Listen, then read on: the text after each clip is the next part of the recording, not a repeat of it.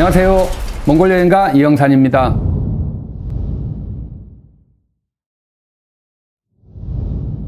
제가 방금 영상을 하나 보여드렸는데 여러분 어떤 기분이 드세요? 몽골 유목민들이 살아가는 모습입니다.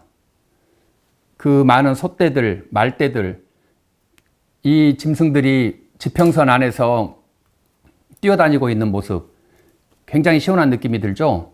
그리고 그 위를 말을 타고 유목민들이 살고 있습니다.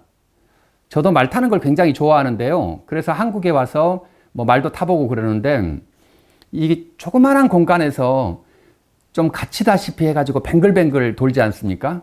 그래서 나 한국에서는 말 못하겠다 싶은데 몽골에 가면 저렇게 지평선을 무대로 뛰어다닐 수가 있습니다.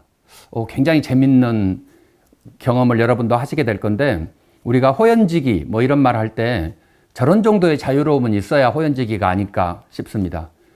젊었을 때 여러분처럼 운동신경이 좋을 때 말을 타고 저렇게 뛰어보는 거 버킷리스트로 하나 가지시기를, 그걸 한번 언젠가 이루어 보시기를 바라고요.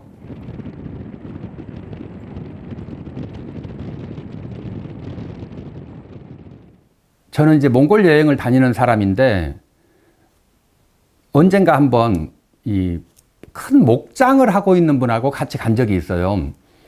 파주에서 한 2만 평 정도의 그 넓은 곳에서 목장을 하고 있어요. 소를 키우고 있는 분인데, 아까 영상에서 보신 것처럼 그 소떼가 뛰어다니고 있는 걸 보여드렸거든요. 그리고 어떤 기분이 드세요? 이렇게 물어봤더니 우리가 키우고 있는 방식이 훨씬 더 체계적이고 위생적이고 과학적이라는 거예요. 그래서 몽골에 있는 이런 방식보다 우리 목장이 더 좋아요, 이렇게 말씀을 하시더라고요. 여러분은 어떻게 생각하세요? 우리나라의 목장처럼 잘 체계적으로 갖춰져 있는 그런 목장이 더 좋은 건가요? 아니면 몽골처럼 저렇게 지평선 안에서 소들이 뛰어놀고 있는 저런 방목하는, 유목하고 있는 모습이 더 좋은 건가요? 인간의 입장에서 보면 우리나라 방식이 좀 맞는 것 같죠. 더 체계적이고 위생적이라고 하는 그분의 말씀이 맞는 거죠. 그런데 그거는 너무 인간 중심적 아닙니까? 혹은 적어도 땅이 너무 없으니까 그런 초원이 없기 때문에 가둬놓고 관리를 해야 되는 거죠. 그렇지 않으면 소의 입장에서 보면 몽골 저 넓은 초원을 뛰어다니면서 소들이 살아가고 있는 거, 소의 행복까지는 아니더라도 소의 입장에서 봤을 때 그것이 훨씬 더 자연스럽고 인위적이지 않은 거죠. 저는 그렇게 생각을 했는데 여러분들은 어떻게 생각하실지 모르겠네요. 제가 오늘 드리고자 하는 말씀이 그겁니다. 날것의 가치. 과연 날것이라고 하는 것은 어떤 가치가 있는 것인가? 그 말씀을 오늘 드려보려고 합니다. 자, 그러면 이제 저랑 함께 몽골 이야기를 한번 해보시죠. 자, 또 여행 간 이야기를 한번 하겠습니다. 몽골은 굉장히 넓습니다. 남한보다 17배 정도 땅이 넓습니다. 그리고 사람은 300만 명밖에 안 살죠. 사람을 보기가 힘듭니다. 또 대신에 여행을 가면 아주 먼 곳을 이동을 해야 됩니다. 가까운 데는 볼 게 없으니까요. 고비 사막을 가거나 이럴 때에도 아주 먼 곳을 가게 되는데, 그러다 보면 이 한국에서 오신 여행객들은 한 가지 걱정이 있어요. 내가 다니면서 쓰레기를 만드는데 이 쓰레기를 도대체 어떻게 해야 되는 거야? 나 나중에 도시로 돌아올 때까지 열흘 동안 내가 이 쓰레기를 싸가지고 다녀야 돼? 이런 걱정을 많이 합니다. 굉장히 착한 마음이죠.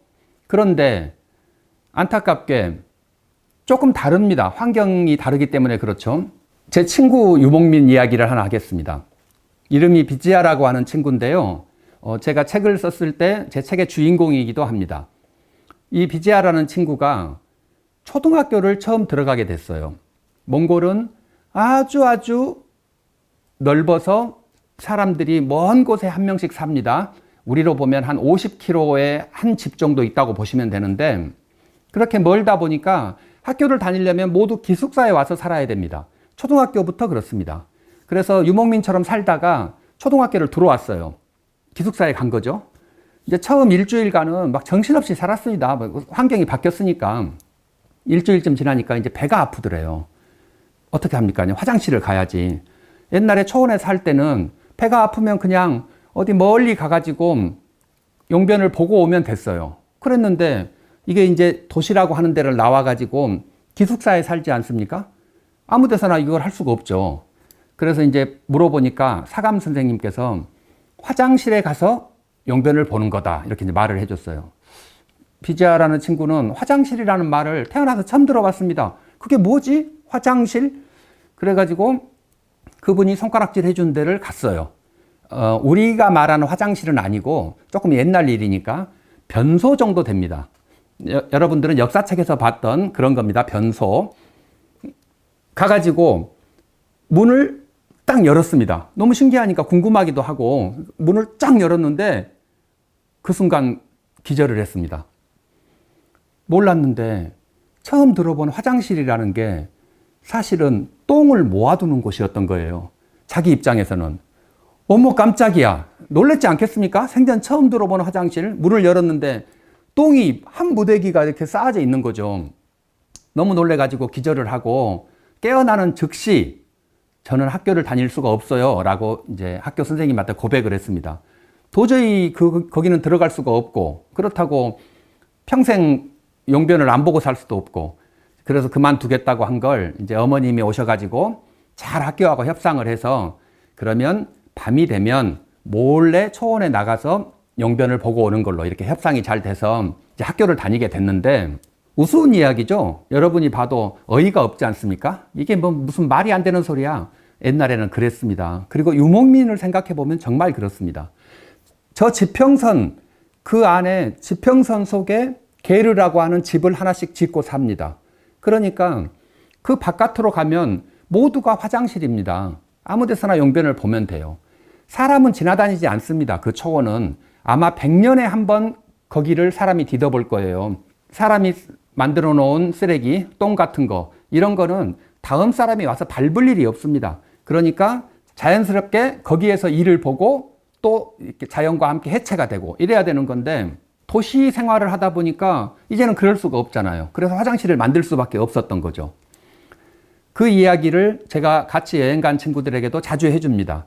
여러분들 쓰레기 이걸 가지고 전전긍긍하지 마시고 버려라.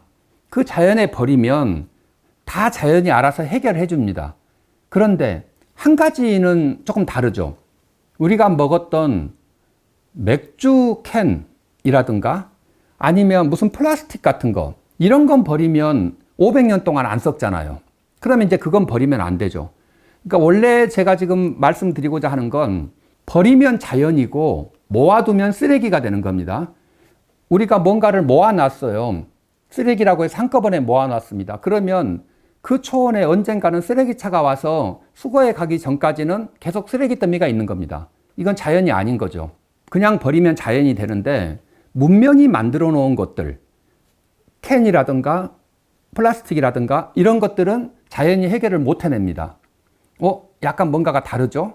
그냥 있는 자연에서 조금 한 가지 문명이라고 하는 것이 들어간 겁니다. 우리도 그런 모습들을 굉장히 많이 가지고 있습니다.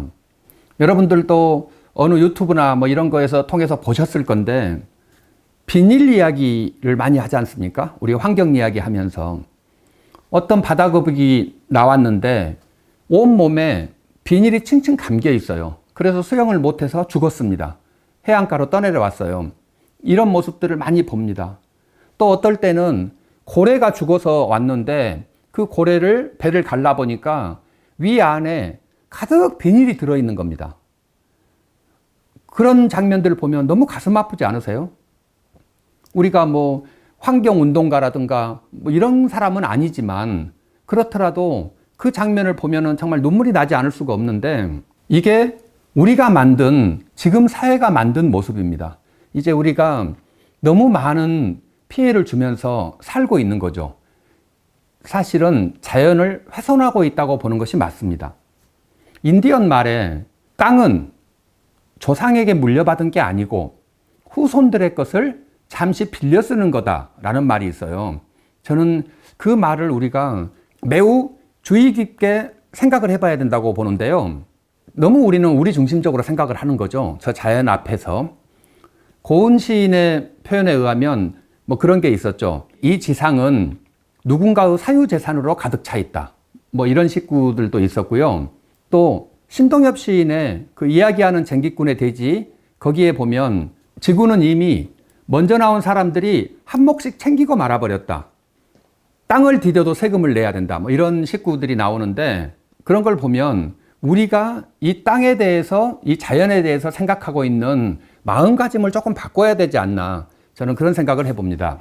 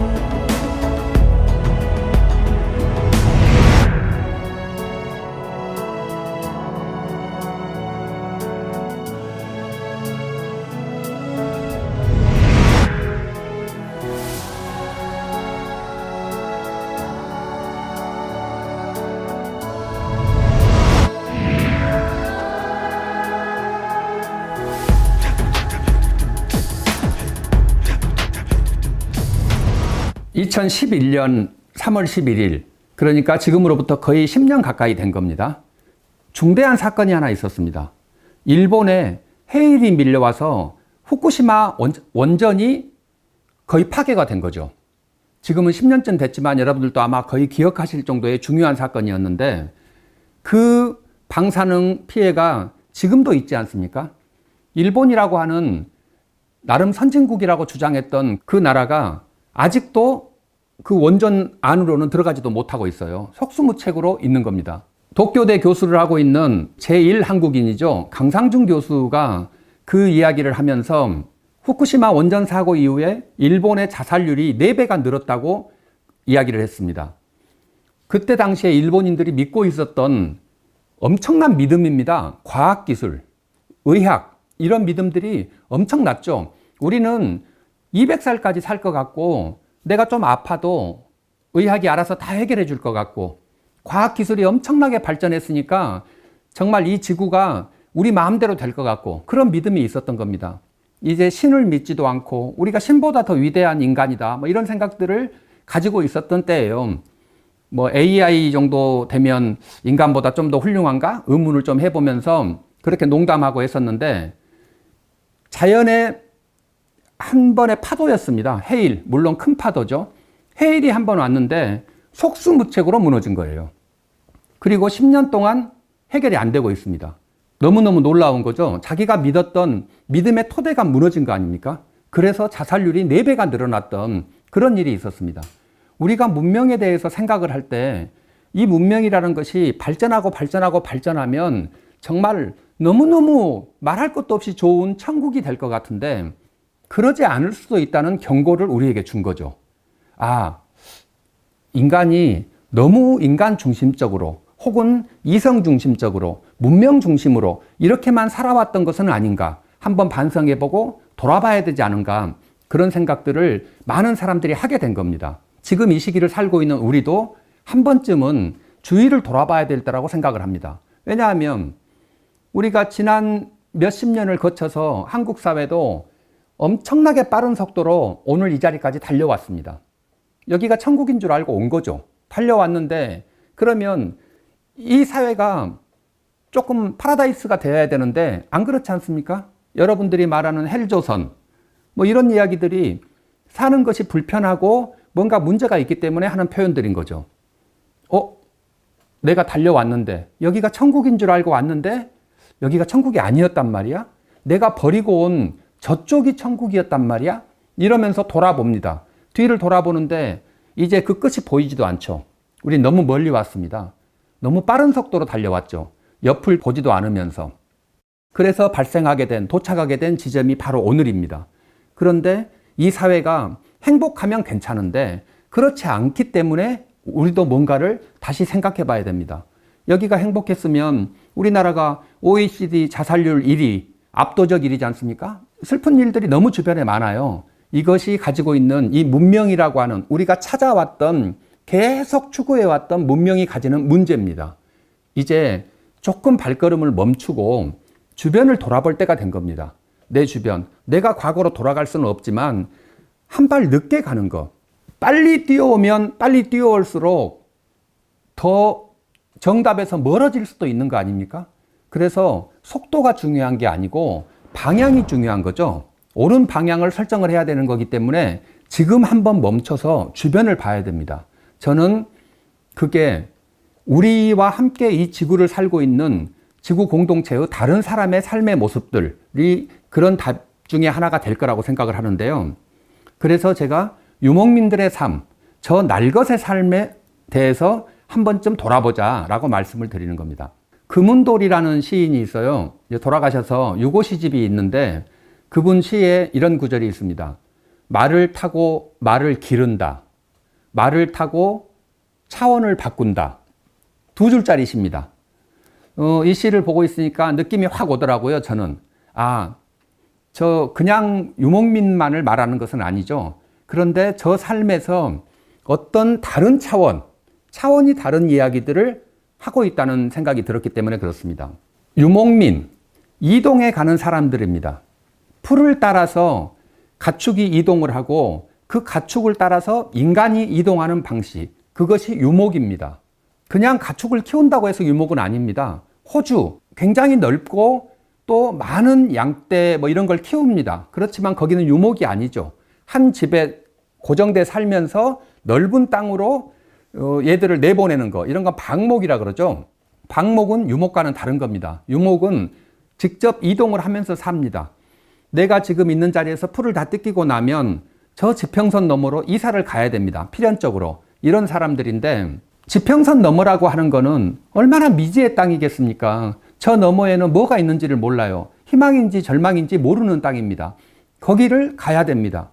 그렇다면 그 삶이라고 하는 건 조금 다른 차원의 조망이 생기는 겁니다. 예를 들어 제가 제 책에도 그런 이야기를 쓴 적이 있는데요. 철새와 텃새의 이야기가 있습니다. 철새는 3,000km, 5,000km를 날아다닙니다. 지구의 반바퀴를 돌고 그렇죠. 여름과 겨울을 나기 위해서 그렇게 이동하는 겁니다. 텃새는 다르죠. 우리 참새 같은 새들 그냥 집 주변에서 모여서 집 짓고 살면서 이렇게 얻어먹고 삽니다. 철새들이 사냥을 하고 자기가 직접 자기를 만드는 것과는 다르죠. 그런데 철새들은 불쌍해 보여요. 너무 고생스러워 보이고. 그런데 그 철새라고 하는 건 비행기만큼이나 높은 곳에서 이 지상을 내려다봅니다. 그들이 조망하는 세계 전혀 다르지 않겠습니까?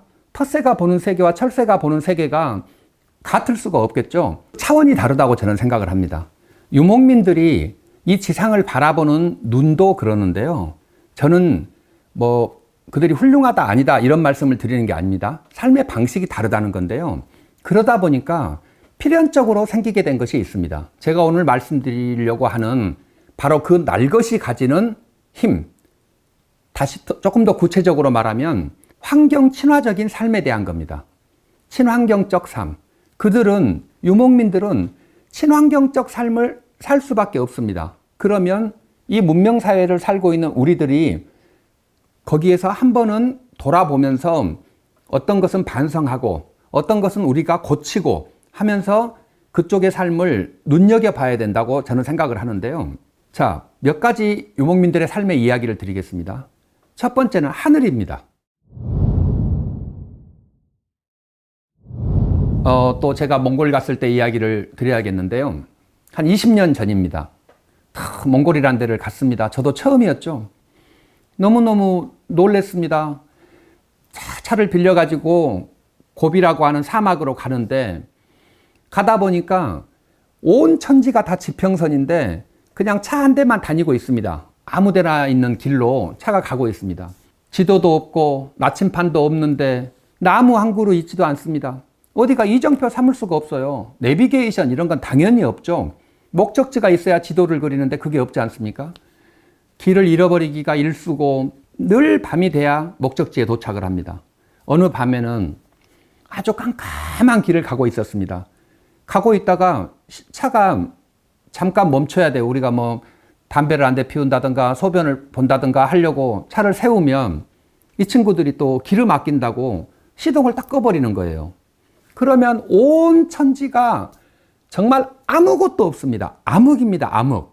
그 넓은 대지가 암흑이라는 게 참 신기하기도 한데 소변을 보려고 탁 섰습니다. 서 있는데 저기 앞에 뭐가 반짝반짝반짝반짝 하는 거예요. 다시 한번 말씀드릴게요. 지구가 반으로 쫙 쪼개져 있습니다. 몽골 초원에 가면 그렇습니다. 지평선이라고 하는 게 그런 거죠. 그래서 이 지구의 반은 땅이고 반은 하늘이죠. 정확히 반으로 쪼개져 있는데 그러니까 제가 서 있으면 지평선보다 제가 높습니다. 눈이. 그러니까 저 정면에 앞으로 하늘이 보인 거예요. 거기에 반짝반짝반짝반짝 뭐가 하더라고요. 이게 뭐지? 그리고 고개를 싹 이렇게 들어봤는데 엄청난 별들이 쏟아지고 있습니다. 와, 저는 정말 태어나서 그렇게 많은 별을 본 적도 없을 뿐 아니고 별이 얼마나 선명하고 좀 거짓말 좀 치면 주먹만 합니다. 별이. 정말 너무 큰 별이 신문 활자보다도 훨씬 더 많습니다. 은하수도 이렇게 흘러가죠. 하얀 은하수가 흘러가는데 뭐 그런 부분은 하얗고 별들이 많아서 다른 데도 하얗습니다. 그러니까 검은 부분을 찾기가 어려울 정도로 온 하늘이 하얗습니다. 오, 정말 깜짝 놀랐는데 또 하나 놀란 건 몽골은 지평선이기 때문에 눈 앞으로 고개를 이렇게 들지 않고도 눈 앞으로도 별을 본다는 거, 이런 것도 굉장히 놀라운 일입니다. 여러분들도 머릿속에 그림을 좀 그려보시면서 아닙니다. 제가 자료 사진으로 올려드리겠습니다. 그런 별 사진 뭐 보시면서 잠깐 눈을 환기하면서 몽골의 별이 저렇구나, 은하수가 저런 거구나 한번 느껴보시면 됩니다. 제가 찍은 사진인데 이 사진은 무슨 조작을 하거나 이러지 않았다는 것을 제가 여기서 밝히는 바입니다. 자, 어쨌든 돌아왔습니다. 제가 그 별을 봤는데 그때부터 저도 한국에 돌아와서 습관이 하나 생겼습니다. 고개를 15도쯤 올려보는 겁니다. 그 전까지는 한국에 살면서, 저도 한국 사람이에요. 한국에 살면서 하늘을 보고 살 일이 없었어요. 저기를 왜 봅니까? 비행기가 지나가는 거 뭐 보는 것도 아니고 하늘을 보고 살 일이 없었습니다. 그리고 고개를 어쩌다 들어본들 아무것도 없죠. 밤하늘이라고 해도 별을 본 적이 없지 않습니까? 그 밝은 조명, 24시간 내내 반짝거리는 조명이 있죠. 높은 건물들이 있죠. 또 공해가 또 가득하고 그러지 않습니까? 별이 안 보였었죠. 그러니까 하늘을 올려다보고 살 일이 없었어요. 그런데 몽골에 가보니까 그 맑은 하늘이 가득 별이 들어있고 그래서 날마다 그거를 보고 싶고 그래서 고개를 이렇게 15도쯤 올려보는 습관이 생겼는데 몽골 사람들은 저렇게 하늘을 늘 보고 살아야겠구나, 하늘이 내 가까이에 있겠구나, 그런 마음이 확 들더라고요. 몽골 말로 하늘을 탱글이라 그럽니다. 탱글이.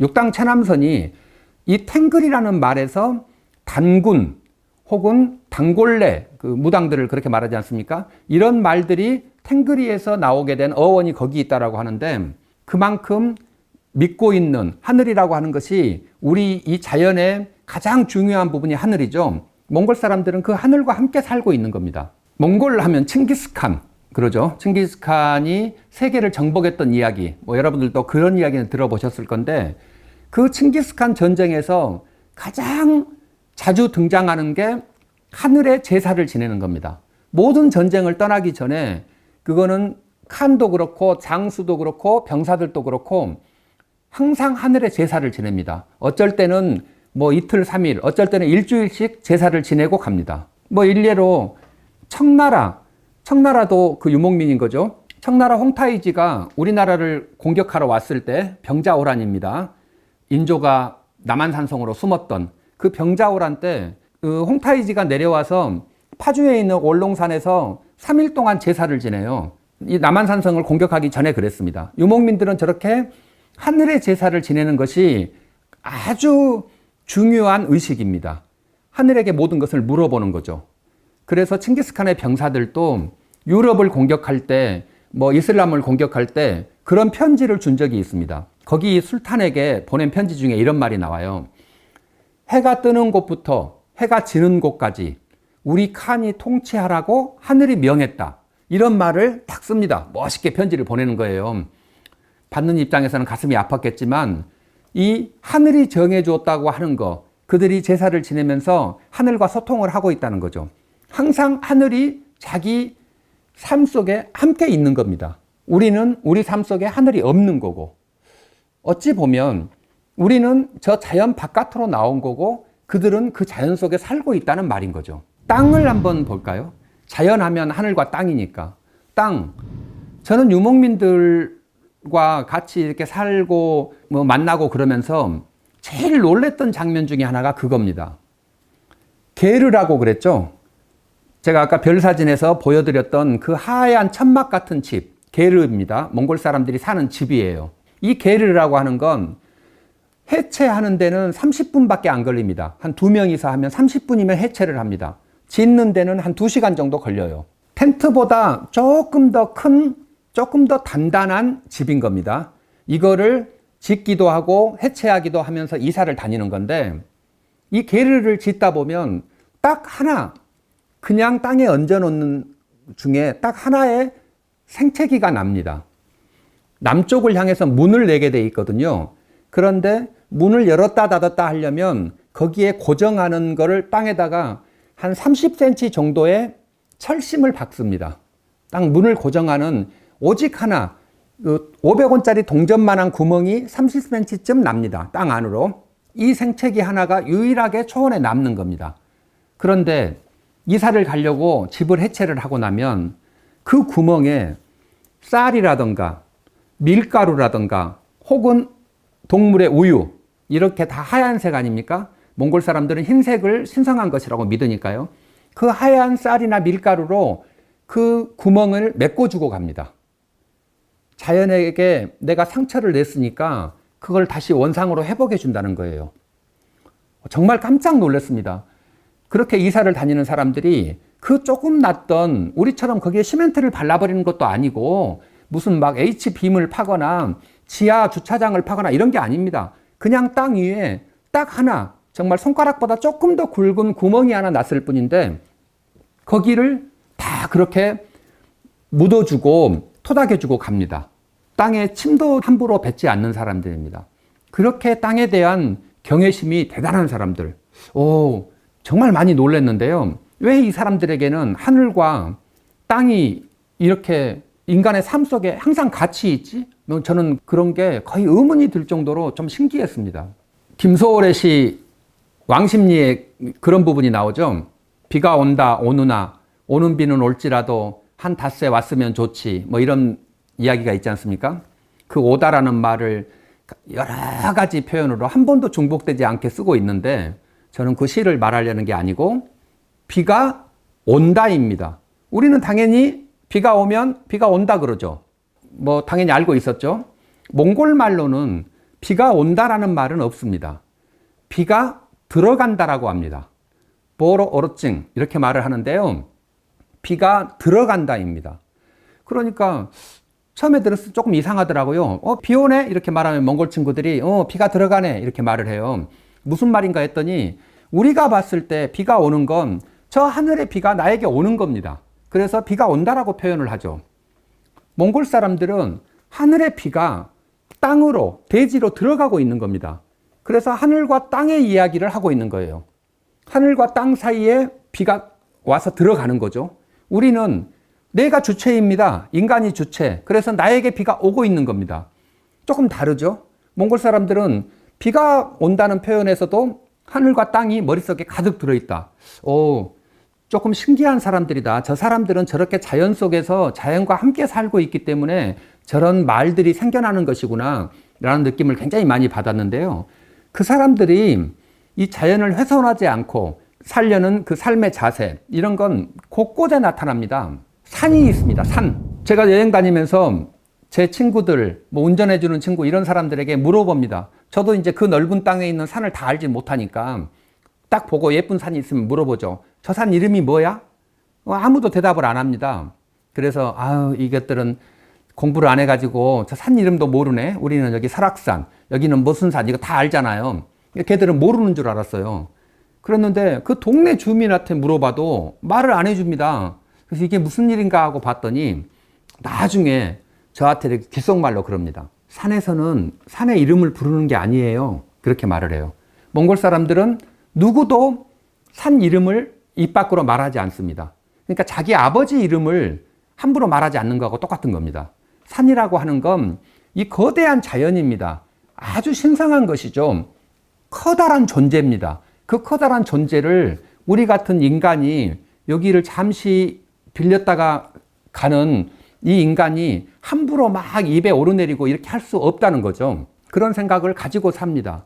우리 이제 산 하면 올라갔다가 오고 이런 거 당연히 좋아하지 않습니까? 뭐 관악산은 몇 분 만에 우리가 정복을 할 수가 있고, 북한산은 어떻게 하고, 어떤 사람들은 14자를 정복하고 막 이런 말을 하죠. 몽골 사람들은 이런 산악인들 굉장히 싫어합니다. 별로 안 좋아해요. 저 영험한 것이 있는데, 저 신성한 것이 있는데 저거를 인간이 발로 막 딛고 다니는 겁니다. 이렇게.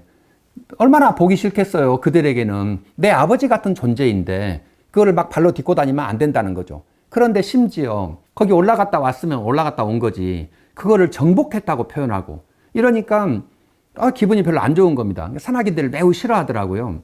우리도 한번 생각을 해봐야 될 필요가 있어요. 문명이 이렇게 발전하고 하다 보면 사실을 어쩔 줄 압니까? 에베레스트 꼭대기까지 셔틀버스가 다닐 수도 있어요. 나중에는 엔진 좋은 마을버스가 막 거기 왔다 갔다 할 수도 있죠.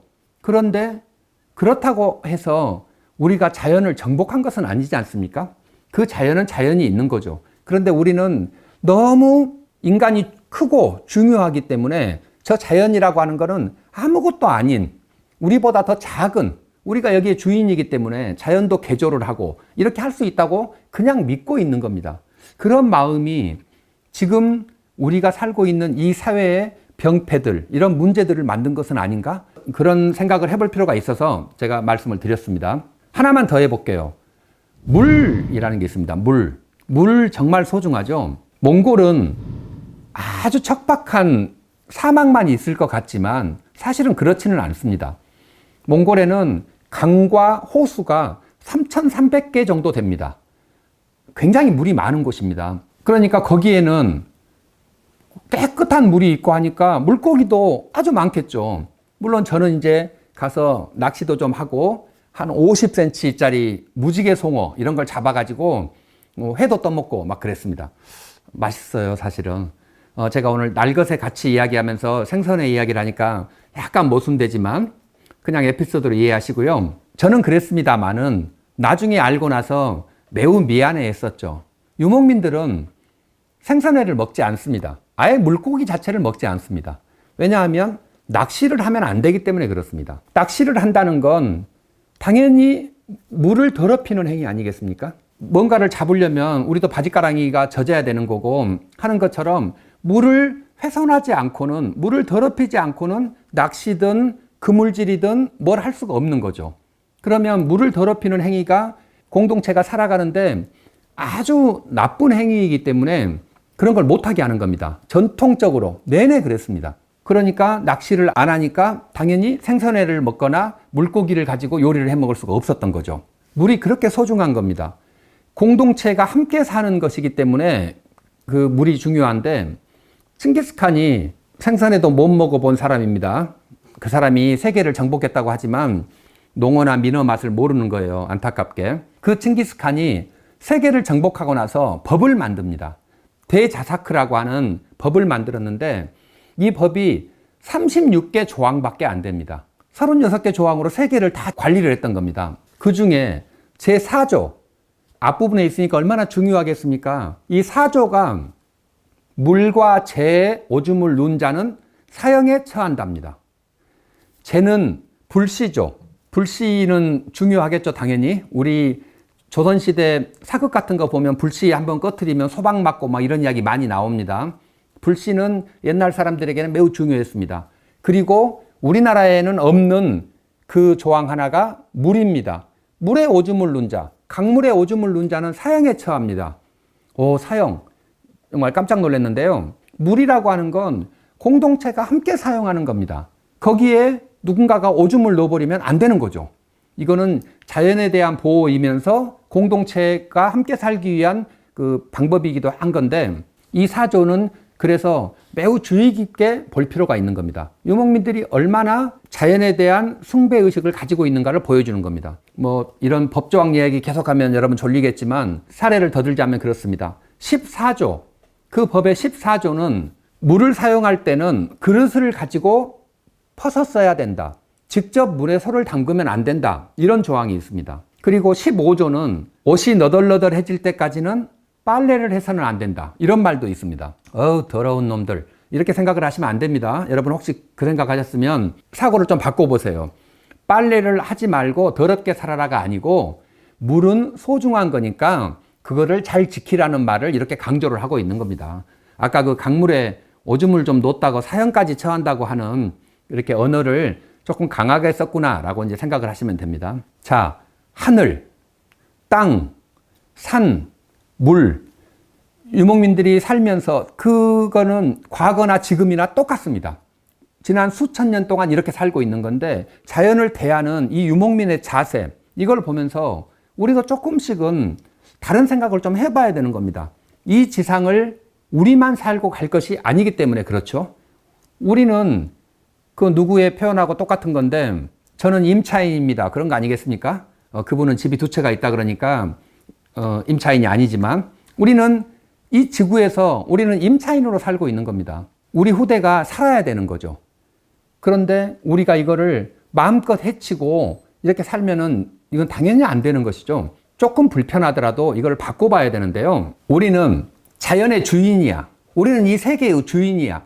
이런 생각 때문에 너무 높아졌습니다. 인간이라는 존재가 너무 높은 곳에 있어요. 조금 내려와 봐야 될 필요가 있다고 저는 생각을 하는데, 제가 몽골에 갔을 때 또 이제 우리 친구들에게 들었던 어떤 가슴 아픈 이야기입니다.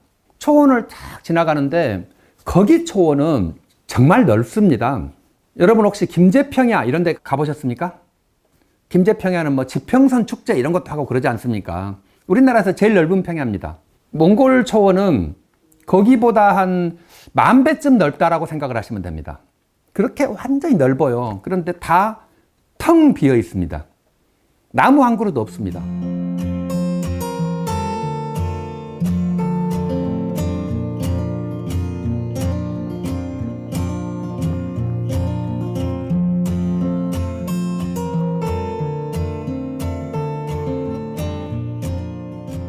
차를 타고 쭉 지나가면 제 옆에 이제 탄 우리 착한 친구들이 늘 그렇게 말합니다. 정말 속상하게 이 넓은 땅을 왜 그냥 놀리고 있지? 그러니까 이 나라 사람들은 가난한 거야. 이렇게 말을 합니다. 저는 제가 조금 가슴이 아픈데 거기 농사를 지으면 얘들도 부자가 될 것 같고 막 이렇게 말을 하는 거죠. 반은 맞고 반은 틀린 겁니다. 혹은 저는 제 개인적으로는 더 많이 틀렸다고 생각을 하는데, 일단 그 땅은 지금 놀고 있는 게 아닙니다. 이 땅에서 이만큼 발목 높이에 풀이 자라고 있습니다. 그래서 그 풀을 먹고 양떼들이, 염소들이, 소와 말이 살을 찌우고 커가고 있습니다. 그리고 그 동물들을 먹으면서 인간이 살고 있는 거죠. 이렇게 생명이 순환되고 있습니다. 그 토대가 땅이었던 거죠. 이렇게 활동을 하고 있는데 우리는 농사를 짓는 것만이 어떤 활동이고 그냥 자연이 알아서 하고 있는 것은 활동이 아니라고 생각하기 때문에 그런 거죠. 너무 인간 중심으로만 보고 있는 것이 아닌가 생각이 들어요. 여러분은 이렇게 자꾸 말씀을 드리면 이제 의문이 좀 들 거예요. 인간이 그렇게 자연에 아주 속박돼 가지고 그렇게 사는 그 미약한 존재가 아니지 않느냐라고 생각을 하실 건데요. 미하일 일린의 인간은 어떻게 거인이 되었나? 이런 책이 있습니다. 굉장히 감동적인 책이죠. 새가 있습니다. 철새. 정말 자유롭게 하늘을 날아다니고 있는 것 같아요. 그런데 자세히 보면 여름 철새는 겨울 하늘을 날지 못합니다. 겨울 철새는 여름에 못 살죠. 물고기도 그렇습니다. 민물고기는 바다에 가면 죽고요. 바다 물고기는 민물에서 살지 않지 않습니까? 꽃도 고산에서 피는 꽃은 낮은 초원에서는 못 핍니다. 이렇게 다 자유로워 보이는 저것들도 어느 칸막이가 있습니다. 못 사는, 자기가 살아야 되는 칸막이가 있죠. 오직 인간만이 그 칸막이를 다 이겨낸 거죠. 그래서 히말라야 꼭대기도 가고 저 지하로도 들어가고 뭐 이렇게 하지 않습니까? 여름과 겨울과 상관없이 살고. 그래서 인간은 거인이 되었다. 이 지구의 왕이 되었다라고 미하일 일리히는 주장을 하는데요. 저는 그 말이 매우 감동적이고 좋은 말이라고 생각을 합니다. 호모 사피엔스 입장에서 보면 그렇죠. 그런데 이 지구가 우리 것만은 아니지 않습니까? 우리가 그렇게 거인이니까 이제 아나무인으로 모두를 다 무시하고 살아도 된다는 건가요? 그렇지는 않지 않습니까? 어떤 생명이든 간에 그 생명은 존귀하고 그 생명으로서 가치가 있죠.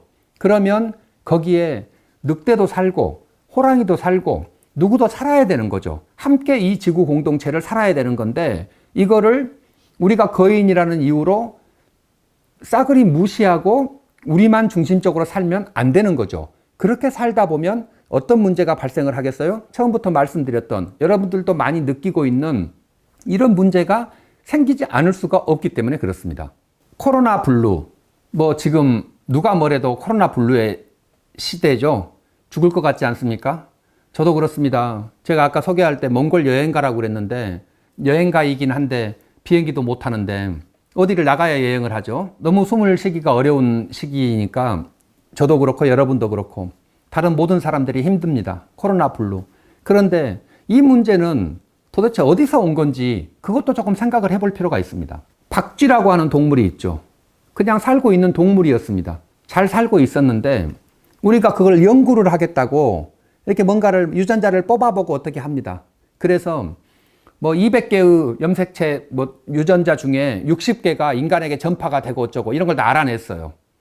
알아만 내면 되는데 이게 사양 고양이를 통해서 혹은 밍크를 통해서 대나무지를 통해서 이상한 유전자, 이상한 바이러스가 막 나온 거 아닙니까? 사스가 그랬고 메르스가 그랬고 코로나가 그런 거죠. 그냥 둬야 되는 것을 우리 문명은 그냥 안 둡니다. 뭐든지 다 알아야 돼요. 그래서 그걸 연구하다가 이런 문제가 발생을 한 거죠. 안타까운 일이죠. 저는 이럴 때도 문명이 가슴에 손을 좀 얹고 한번 생각을 해봐야 된다고 봅니다. 저 자연이라는 것은 그냥 뒀어야 되는 거 아닌가. 자연을 우리와 함께 사는, 함께 공존해서 사는 것으로 둬야 되지 않는가 이런 생각을 많이 해보는데요. 덕분에 그 코로나가 와서 또 좋아지는 게 있습니다. 인간의 입장이 아니고 저 지구의 입장에서, 저 자연의 입장에서 보면 좋아진 게 있습니다. 인도의 델리에서 히말라야 산 꼭대기가 보인답니다. 지난 20세기에 보이지 않았던, 그러니까 한 100여 년 만에 보이는 겁니다. 그 꼭대기가. 환경이 좋아졌기 때문에 그럽니다. 우리나라도 그렇습니다. 중국에서 많이 공장들이 문을 닫았죠. 활동할 수 없기 때문에. 올해는 2020년에는 미세먼지 주의보가 하루도 발령된 날이 없습니다. 황사도 안 왔죠. 신기하지 않습니까? 인도의 어느 해변에는 거북이들이, 바다 거북이들이 알을 낳으려고 수백만 마리가 몰려왔습니다. 해 토픽으로 막 나왔죠. 인간이 바글바글 했었는데 사람이 발길이 뚝 끊어진 거예요. 그러니까 자연이 회복을 해가는 겁니다. 이탈리아의 베네치아에는 지중해에서부터 물고기가 올라온답니다. 그 수로, 물의 도시 베네치아, 거기에는 물고기가 올라와서 지금 기이한 풍경이 벌어지고 있습니다. 지구가 회복돼가는 과정인 거죠. 지난 100년 동안 지구의 평균 온도가 1도가 올랐습니다. 이게 1도에서 2도만 더 올라가면 이제 지구는 복원력을 상실한다고 많은 과학자들이 말을 하고 있습니다. 우리의 코로나 블루가 지구 입장에서는 긍정적 역할을 한 거죠. 그래서 지구의 온도가 올라가는 걸 굉장히 늦췄거나 혹은 반대로 좋아졌거나 저는 그런 효과를 발휘했을 거라고 보는데요. 이게 코로나가 좋다 혹은 코로나가 또 왔으면 좋겠다 이런 문제가 아니고 우리가 살면서 자연과 함께 사는, 어떻게 하면 조금이라도 천천히 자연을 훼손하는 그런 삶. 우리는 이런 시기에 이런 걸 계기로 해서 우리가 그동안에 너무 많은 것을 깨고 왔구나, 파괴하고 왔구나, 이런 느낌들을 한 번씩 가져야 된다고 생각을 하는 거죠. 물론 제가 어떻게 말씀드려도 여러분이나 저나 이 문명사회가 아니고는 살 수 없습니다. 과거로 돌아가서 우마차를 타고 다닐 수도 없는 거고, 그렇죠. 비닐 없는 세상만 생각을 해도 얼마나 불편하겠어요. 비닐봉지 없으면 책보에다 싸가지고 다녀야 된다는 건데 그런 것도 불편하고 그러겠죠. 하지만 우리가 생활 속에서 할 수 있는 작은 실천들이 있을 거고, 그보다 더 중요한 건 마음가짐이죠. 인간이 오직 존귀하기 때문에 나머지 모든 것들은 우리를 위해 종속되어 있는 것들이다, 이렇게 생각하지 않고 우리와 함께 살고 있는 존재들, 우리와 함께 이 지구를 만들고 있는 이 자연, 이것에 대해서 조금 더 주의 깊게 생각을 해보고, 그리고 함께 공존하려는 지속 가능한 이 지구의 모델, 이거를 생각해 보는 시간이 저는 필요하다고 보고요. 지금 이 시기가 그런 시기라고 생각을 합니다. 유목민에 대한 이야기를 제가 말씀을 드렸는데, 유목민들이 가지고 있는 저 친환경적인 삶, 그거는 존재의 이유에서부터 시작이 되는 겁니다. 자연 속에서 살지 않으면 죽을 수밖에 없기 때문에 그렇게 살고 있는데, 그 마음가짐, 그들의 생활 방식은 아니더라도 그 마음가짐을 배워보는 것은 매우 중요하다고 생각을 합니다. 제가 이제 오늘 이야기를 정리하면서 마지막으로 드리고 싶은 게 백석의 시 북방에서입니다. 북방에서를 읽다 보면 이 자연 속에서 살고 있을 때의 나, 그 인간, 그리고 그 자연을 버리고 왔을 때의 인간, 이런 모습들이 굉장히 많이 느껴지고 하는데요. 우리가 지금 문명 속에서 살고 있지만 문명 바깥으로 떠나보는 여행도 꿈꿔보시고, 그리고 문명이라는 이름 바깥에서의 삶을 우리가 자꾸 생각을 해보면 저는 우리 지구를 함께, 우리가 모두 함께 잘 살 수 있는, 오랫동안 함께 살 수 있는, 우리 후손들과 오랫동안 함께 살 수 있는 그런 모습을 그려나갈 수 있다고 생각을 합니다. 제 이야기는 여기서 마치겠습니다. 고맙습니다.